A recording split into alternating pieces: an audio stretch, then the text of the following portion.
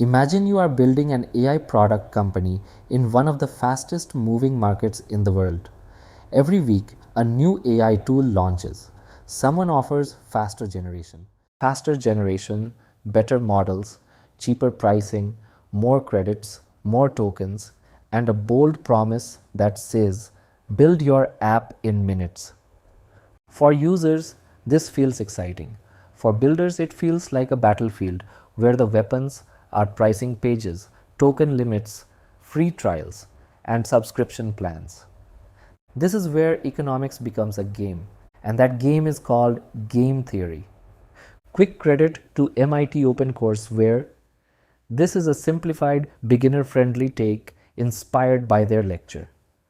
I first started with a simple snack stall example to explain this idea, but to make it more relatable for builders, developers, and my viewers, I turned it into something we all understand today: AI platform competition. My team has built Logan, a platform where you describe what you want to create, and AI helps you turn that idea into a working product. Now, imagine there is another similar platform in the market. For this story, let's call the rival Lovable. This is not a real pricing comparison. The numbers are not real company numbers. This is a simple game to understand how competition works when two platforms want the same users. Now picture the market. On one side there is Logan. On the other side there is a rival AI builder. In the middle there are founders, students, creators, product managers, and developers who want to build apps faster using AI. Both platforms have to make a decision. They can choose a sustainable plan, fair pricing, reasonable tokens, and enough margin to keep improving the product. Or they can choose a token war, lower the price, give more tokens, attract users faster, and hope growth covers the pressure later. At first, token war sounds amazing. More tokens, less money, happier users. What's not to like? But if you are building the platform, the story changes. AI tokens cost money, servers cost money, engineers cost money, support costs money. Nothing is truly free. Someone always pays for usage. Now the game begins. If the rival stays calm with a sustainable plan, Logan has a tempting choice. It can also stay sustainable and grow steadily. Or it can become aggressive, offer more tokens at a lower price, and pull users away. In that moment, attacking feels smart. More users sign up, the dashboard looks alive, and the growth chart moves up. Founder dopamine goes crazy. But now imagine the rival attacks first. They lower the price, increase the token limit, and users start comparing. Suddenly people ask, why is Logan not giving the same or more? Now Logan has another choice: stay calm and risk losing users, or respond with its own aggressive offer.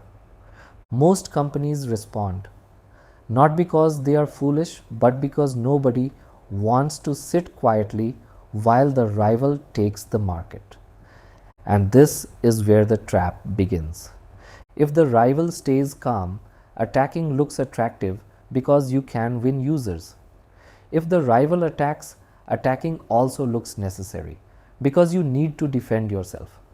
So attacking starts to look like the best move in every situation.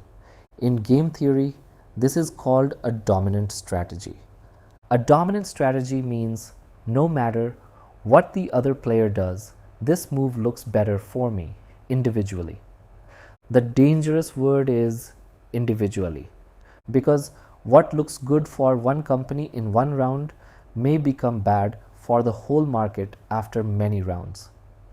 If both platforms stay sustainable, both can grow, improve the product, support users, and survive long term. But if both platforms start a token war, both are forced to give more while earning less.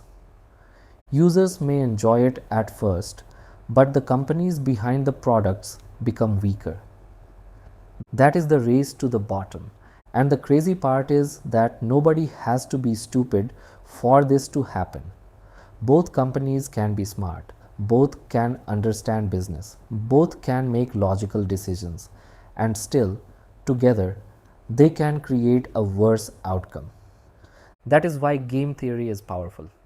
It explains why intelligent players can make reasonable individual choices and still create a bad collective result. You can see this pattern everywhere.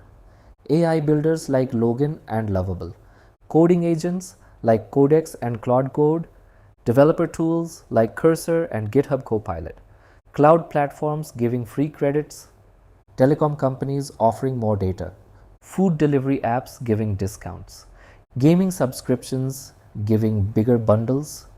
The surface changes, but the game underneath is often the same. Give more, charge less, win users faster.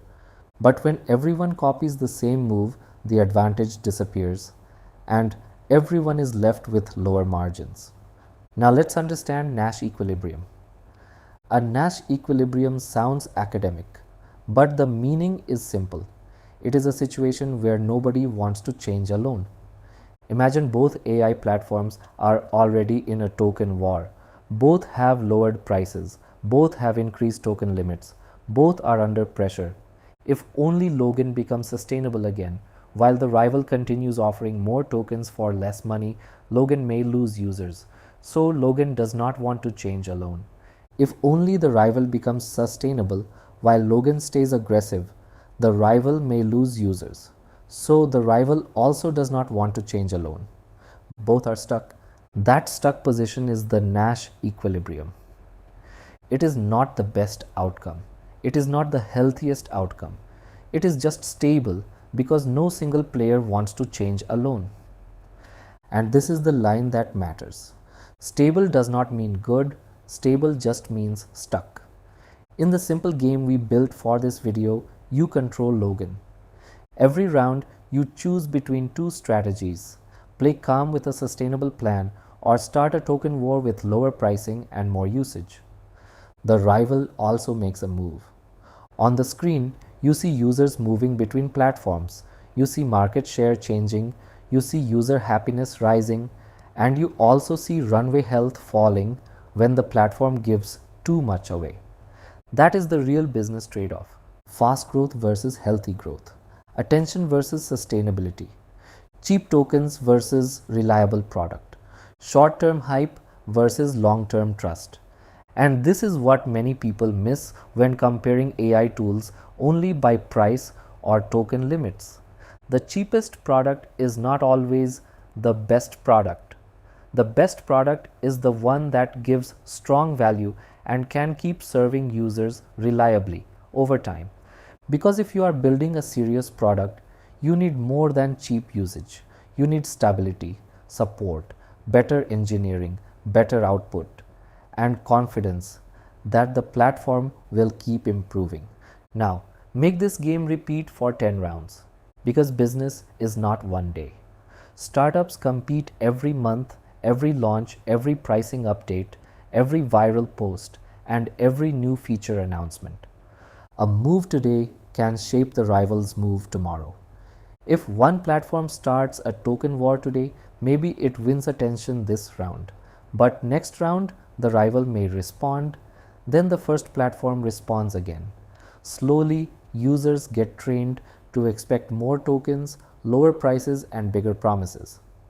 After a while, returning to healthy pricing becomes hard because the market has learned the wrong expectation. This is why repeated games matter. In a repeated game, reputation, trust, and discipline matters. A one-round win can create long-term damage if it starts a war nobody can easily stop. So the deeper question is not who gives more tokens today. The better question is who is building the healthier game. That is how founders should think. That is how builders should think. That is how strategists think. Game theory helps you see the invisible board: who the players are, what choices they have, what rewards they chase, what punishments they avoid, and what happens when everyone copies the same move. So, here is the simplest takeaway. Economics explains the numbers, Game theory explains the behavior. Economics says AI tokens cost money. Game theory says your rival's move changes your move. Economics says discounts reduce margin. Game theory says companies may still discount because they are scared of losing users. And once you understand this, you stop looking at competition like a normal customer. You start reading it like a strategist. We turned this idea into a simple, playable game and published it through Logan.io. The link is in the description. So, if you are interested in practical AI assisted engineering, agent swarms, and building real projects with these tools, subscribe and follow the journey.